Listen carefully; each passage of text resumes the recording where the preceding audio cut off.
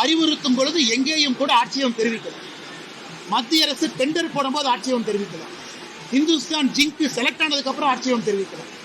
இன்னைக்கு 9 மாதம் கழித்து ஆட்சேபம் தெரிவிக்கிறாங்கன்னா என்ன? 10 மாத காலம் தமிழக அரசு பேசவே இல்லை. இன்னைக்கு நவம்பர்ல பிரச்சனை பண்றாங்க. இன்னைக்கு முதலமைச்சர் அவர்கள் வெள்ளை அறிக்கை கொடுக்கட்டும். தமிழக அரசு சார்பாக மத்திய அரசுக்கு யாரும் பேசவே இல்லையா? நீங்க எந்த விதமான நோட்ஸ் அனுப்பலையா? மத்திய அரசுக்கு நீங்க ஆட்சேபம் தெரிவிக்கவே கிடையாது. ஆனால் முதலமைச்சர் நாடகம் ஆடுவது சரியான்கிற கேள்வி நான் கேட்கிறேன். குறிப்பாக அதானியை பொறுத்தவரை நான் மிச்ச குற்றச்சாட்டுக்குள் நான் போக விரும்பலைங்க. நான் அமெரிக்காவில் சொன்னாங்க, அங்கே சொன்னாங்க, நான் போக விரும்பல. தமிழ்நாடு அரசு, குறிப்பாக திமுக அரசு அதானி அவர்களுக்கு எப்படிப்பட்ட சலுகைகள் கொடுத்திருக்கிறாங்க, கமுதி பவர் பிளான்ட்ல இருந்து சோலார் ப்ராஜெக்ட்ல இருந்து எப்படிப்பட்ட சலுகைகள் அதானி அவர்களுக்கு திமுக அரசு இந்தியாவில் யாருமே கொடுக்காத சலுகையை முதலமைச்சர் மு க ஸ்டாலின் கொடுத்திருக்காங்க. ரொம்ப மோசமா இருக்குங்கன்னா, பல்லடத்துல நேற்று 3 பேர் ஒரே குடும்பத்தில் வெட்டி கொலை செய்யப்பட்டிருக்கின்றாங்க. இன்னைக்கு அவினாசியில காலையில வாக்கிங் போறவங்க, தமிழ்நாடே பார்த்தீங்கன்னா குறிப்பாக இந்த ரத்தம் என்பது குறிப்பாக அரிவாள் மூலமாக, அரிவாள் கலாச்சாரம் என்பது புதுசு. அதுவும் கொங்கு பகுதிக்கு இது ரொம்ப ரொம்ப புதுசு.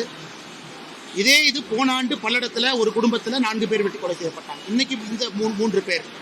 இது தொடர்ச்சியா நடக்குது. அது தமிழ்நாடு மாதிரி ஒரு ஊர்ல நடக்குது. அதுவும் முதலமைச்சர் அவர்கள் தன்னுடைய பேச்சில் 3 நாட்களுக்கு முன்பு தமிழ்நாடு ஸ்காட்லாண்ட் யார்டு அப்படிங்கிறாங்க. இங்கிலாண்டில் பார்த்தீங்கன்னா இப்போ ஸ்காட்லாண்ட் யார்டு இல்லைங்கன்னா நியூ ஸ்காட்லாண்ட் யார்டு தான் இருக்குது. இங்கிலாண்டில் வந்து ஸ்காட்லாண்ட் யார்டுங்கிற பேரை அவங்க நியூ ஸ்காட்லாண்ட் யார்டு மாற்றிக்கிட்டாங்க. எப்போ முதலமைச்சர் அவர்கள் ஸ்காட்லாண்ட் யார்டுன்னு சொன்னாங்களோ இங்கிலாந்துக்காரன் நியூ ஸ்காட்லாண்ட் யார்டு மாற்றிக்கிட்டது. வம்பிக்கே நான் வரல. தமிழக காவல்துறையை பொறுத்தவரை ஒரு மிகப்பெரிய காவல்துறை, ஆளுமை இருக்கக்கூடிய காவல்துறை. உண்மையாலும் ஒரு காலத்தில் ஸ்காட்லாண்ட் யார்டுக்கு இணையாக இருந்த காவல்துறை கைகள் கட்டப்பட்டிருக்கு. அவருடைய முழு செயல்பாடு மக்கள் பார்க்கல. அதனால் சட்ட ஒழுங்கு அதல பாதாளத்தில் இருப்பது என்பது நான் சொல்றீங்கன்னா நீங்க சொல்றீங்க, தினமும் பார்க்குறீங்க.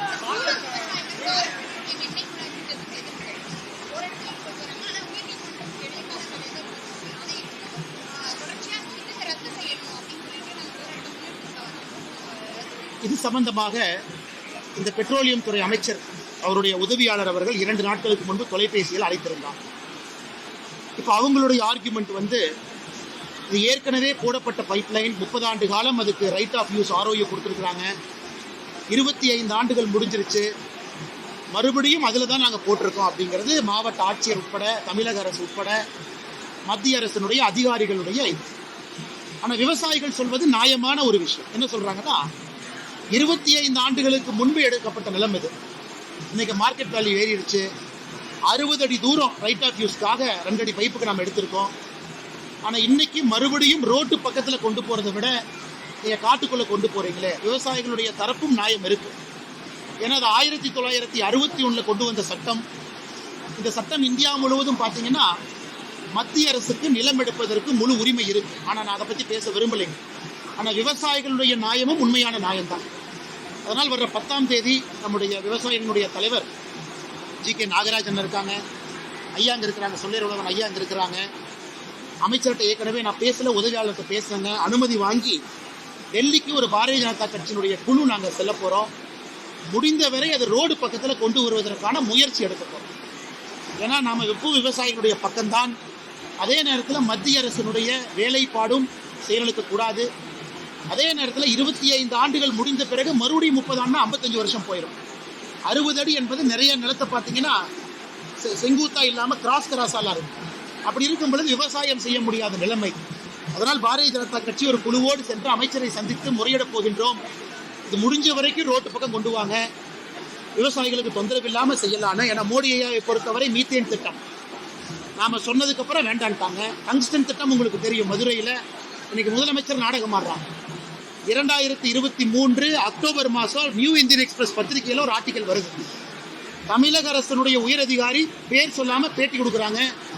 டங்ஸ்டன் அங்கே வந்து எடுப்பதற்கு நாங்கள் கேட்டிருக்கோம்னு சொல்கிறாங்க. மத்திய அரசு நேற்று செய்திக்குறிப்பு வெளியிட்டிருக்கிறாங்க. பிப்ரவரி மாதம் 2024 அந்த 20 ஸ்கொயர் கிலோமீட்டர் ஏரியாவில் டங்ஸ்டன் எடுப்பதற்கு நாங்கள் டெண்டர் கொண்டு வர்றோம். இந்துஸ்தான் ஜிங்க்குக்கு போகுது. 10 மாத காலம் தமிழக அரசு பேசவே இல்லை. இன்னைக்கு நவம்பரில் பிரச்சனை பண்ணுறாங்க. தமிழக அரசே மத்திய அரசுக்கு ஜனவரி பிப்ரவரி 2024 இவங்கெல்லாம் நோட்டு போட்டு கொடுக்குறாங்க. 20 கிலோமீட்டரில் 1.25 கிலோமீட்டர் தான் பயோடைவர்சிட்டி ஹாட்ஸ்பாட். மிச்சதெல்லாம் பிரச்சனை இல்லை. தமிழக அரசு மத்திய அரசுக்கு அறிவுறுத்தும் பொழுது எங்கேயும் கூட ஆட்சேபம் தெரிவிக்கல. மத்திய அரசு டெண்டர் போடும்போது ஆட்சேபம் தெரிவிக்கல. இந்துஸ்தான் ஜிங்க் செலக்ட் ஆனதுக்கு அப்புறம் ஆட்சேபம் தெரிவிக்கல. இன்னைக்கு 9 மாதம் கழித்து ஆட்சேபம் தெரிவிக்கிறாங்கன்னா என்ன? அதனால் இதுவும் கூட விவசாயிகளுடைய கோரிக்கைக்கு நாங்கள் செவி சாய்க்கிறோம். எப்படி மீத்தேன் இருக்கும் பொழுது நாங்கள் செவி சாய்த்தோமோ நிச்சயமாக பாரதிய ஜனதா கட்சி செவி சாய்க்கிறோம். ஆனால் முதலமைச்சர் நாடகம் ஆடுவது சரியான்கிற கேள்வி நான் கேட்பேன். இன்னைக்கு முதலமைச்சர் அவர்கள் வெள்ளை அறிக்கை கொடுக்கட்டும். தமிழக அரசு சார்பாக மத்திய அரசுக்கு யாரும் பேசவே இல்லையா? நீங்க எந்த விதமான நோட்ஸ் அனுப்பலையா?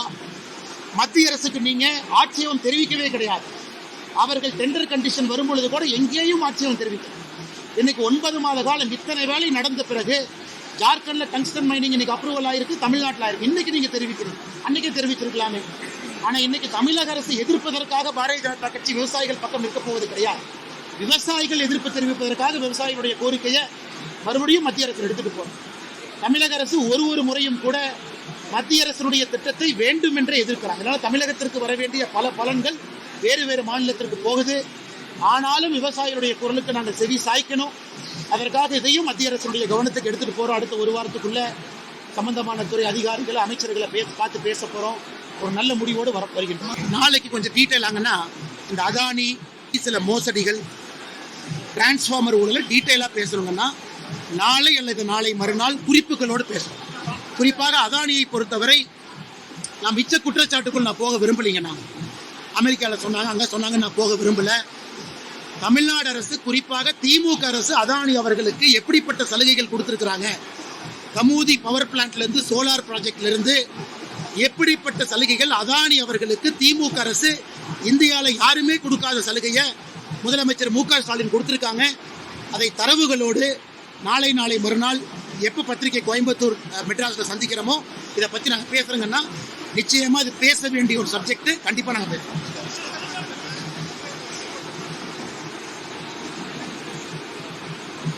ஆனால் இது ரொம்ப ஆச்சரியம் என்னன்னா, தமிழ்நாட்டில் லட்சக்கணக்கான விஸ்வகர்மா சகோதர சகோதரிகள் 13 சமுதாயம், விஸ்வகர்மா சமுதாயம் இல்லாத 13 சமுதாயம், 5 சமுதாயம் விஸ்வகர்மா, 13 மொத்தம் 18 சமுதாயங்கள். விஸ்வகர்மா சமுதாயம் பிளஸ் 13 சமுதாயம் 18 பேர் லட்சக்கணக்கான அப்ளிகேஷன் கொடுத்துருக்காங்க. அவர்கள் வேண்டும் என்று நினைக்கிறாங்க. எந்த விஸ்வகர்மா வீட்டுக்கும் பாரதிய ஜனதா கட்சி போய் ஃபோர்ஸ் பண்ணுங்கன்னா, விஸ்வகர்மா சமுதாய சகோதர சகோதரிகள் குறிப்பாக வானத்தை அதை பற்றி நிறைய பேசியிருக்காங்க. அவர்கள் வாலண்டரியா கொடுத்துருக்காங்க. ஆனா தமிழக அரசு சரி பார்த்து சென்ட்ரல் போர்ட்டல்ல ஒரே ஒரு அப்ளிகேஷன் மட்டும்தான் ஏற்றிருக்காங்க. இது வன்மையா கண்டிக்கத்தக்கது. அவர்கள் வேண்டும் என்று சொல்லும் பொழுது வேண்டாம் என்று சொல்வதற்கு உங்களுக்கு என்ன உரிமை? அவங்க வேண்டும் கேட்கிறாங்க. எங்கேயும் போய் பாரதிய ஜனதா கட்சி நிர்பந்திக்க என்னன்னா, இது குலத்தொழில் எப்படிங்கன்னா வரும்? தமிழ்நாட்டில் இன்னைக்கு புதிய கல்விக் கொள்கையில மீன் பிடிக்கக்கூடிய சகோதரருடைய குழந்தைகளுக்கு நாங்க தட்டச்சு சொல்லிக் கொடுக்கிறோம், மீன் பிடிக்கக்கூடிய படகு சொல்லிக் கொடுக்கிறோம். தமிழகத்தினுடைய புதிய கல்விக் கொள்கை, தமிழக அரசு புதிய கல்விக் கொள்கைகள் இருக்கு. அப்படின்னா மீனவர்களுடைய பசங்க மீனவர்களா இருக்குன்னு தமிழக அரசு சொல்லுதா? கிடையாது. ட்ரைபல் அஃபேர்ஸ்க்கு தமிழ்நாடு அரசு நிறைய சொல்லிக் கொடுக்குறாங்க. ட்ரைபல் சம்பந்தப்பட்ட தொழில் சொல்லித்தராங்க. அப்படின்னா ட்ரைபல்ல பிறந்து வளர்ந்த சகோதர சகோதரிகள் அவங்க அப்பா அம்மா செஞ்ச அதே தொழில் தான் செய்யணும்னு தமிழக அரசு சொல்லுதா? SC ST வாரியம் அதே தொழில் தான் செய்யணும்னு சொல்றாங்களா? இதெல்லாம் மிக மிக தவறுங்களா? முதலமைச்சர் அவர்கள் சொல்லக்கூடிய வாதம் என்பது ஏற்புடையது கிடையாது. இவர்களுடைய தமிழக அரசினுடைய திட்டத்தில் இவர்கள் செய்வதெல்லாம் குலத்தொழில் நான் சொல்ல விரும்பல. விஸ்வகர்மா திட்டம் இந்தியா முழுவதும் பயன்படுறாங்க. விஸ்வகர்மா சமுதாயம் இன்னைக்கு நலிவடைஞ்சிருக்கிறாங்க. அவர்களுக்கு பேங்க் லோன் கிடைக்குது, டூல்ஸ் கிடைக்குது, சப்சிடி கிடைக்குது, ட்ரைனிங்க்கு பணம் கொடுக்குறாங்க. இத்தனை லட்சக்கணக்கான மக்கள் கோயம்புத்தூர்ல அதிகமாக அப்ளை பண்ணியிருக்காங்க. அதை முதலமைச்சர் தடுப்பது சர்வதிகாரம். இது ஜனநாயகம் கிடையாதுன்னா சர்வதிகாரம். இதை பார்த்து கொண்டிருக்கின்றோம். தமிழக அரசு எத்தனை நாளைக்கு தடுப்பாங்கன்னு பார்ப்பாங்கன்னா இன்னைக்கு விஸ்வகர்மா சமுதாயத்துக்கு நாங்கள் சொல்றோம், தமிழக அரசு தடுக்கும் பொழுது சில விஷயத்தை மத்திய அரசால செய்ய முடியாது. ஆனா இங்கே பாரதிய ஜனதா கட்சியினுடைய கூட்டணி ஆட்சி இங்கே வரும் பொழுது வட்டியோடு எத்தனை காலம் தடுத்திருக்கின்றார்களோ அதற்கும் நாங்கள் செய்து கொடுக்கத்தான் போறோம். விஸ்வகர்மா சமுதாய மக்களும் போராட முன்வர வேண்டும் என்று பணிவன்போடு கேட்டுக்கொள்கிறோம். ஆமா, ஆனா நீங்க பாப்பீங்க நிறைய இளைஞர்களுக்கு வாய்ப்பு, பெண்களுக்கு வாய்ப்பு, வயது குறைந்தவர்களுக்கு வாய்ப்பு. இந்த நவம்பர் மாதம் டிசம்பர் மாதம் முழுவதும் நடக்கும். டிசம்பர் எண்டில் உங்கள்கிட்ட பேசும் பொழுது ஆதாரத்தின் அடிப்படையில் நாங்கள் பேசுறோம். தேர்தல் முடிந்த பிறகு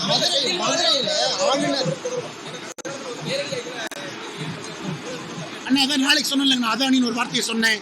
தமிழ்நாடு மின்சார வாரியம்னு சொன்னேன். அந்த பீரியட்ல யார் அமைச்சர்னு உங்களுக்கு தெரியும். கமுதி சோலார் பவர் பிளான்ட்னு சொன்னேன். அப்ப யார் அமைச்சர்னு தெரியும். நாளைக்கு நான் வைக்கக்கூடிய குற்றச்சாட்டை யார் மேலே நீங்க பார்க்கத்தான் போறீங்கன்னா. மதுரையில் ஆளுநர் கலந்து கொண்ட நிகழ்ச்சியில் வந்து தமிழ்தாய் வாழ்த்து பாடும்போது நிறுத்திட்டு தேசிய கீதம் பாடினாங்க. தேசிய கீதம் பாடிட்டு மறுபடியும் தமிழ்தாய் வாழ்த்து பாடினாங்க.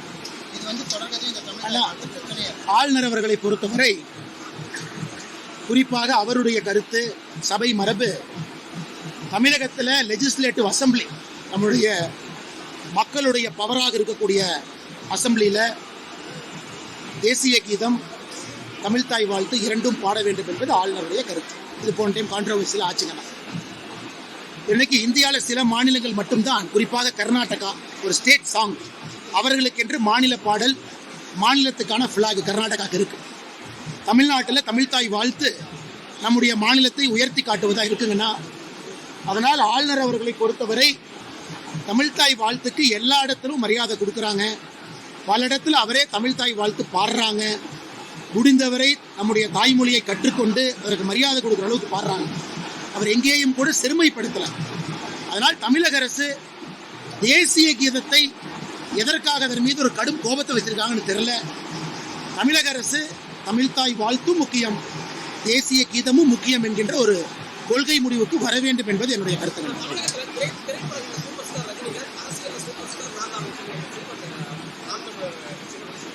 ஆனால் சீமானன் கிட்ட பேசலீங்க, நான் பார்க்கல, அதனால் எனக்கு தெரியாதுங்க. நான் சீமானன் அவருடைய அரசியலை சொல்கிறாங்க, அதனால் மக்கள் பார்க்குறாங்க, ஓட்டு போடுறாங்க. தமிழக அரசியலுடைய சூப்பர் ஸ்டார் யாருன்னா வாக்காளர் மிச்சவங்கெல்லாம் ஆக்டர்ஸ் தான். அதனால் வாக்காளர்கள் தான் சூப்பர் ஸ்டார். சீமானன்னே ஒரு மிக முக்கியமான ஒரு தலைவர்.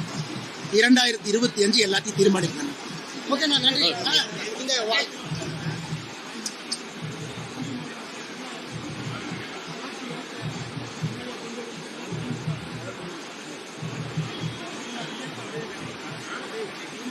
ஏன்னா 500 கொடுக்கறது 1000 கொடுக்குறோன்னு யோசிப்பாங்க. அதெல்லாம் நடக்காதுங்க. நான் பார்ப்பேன்.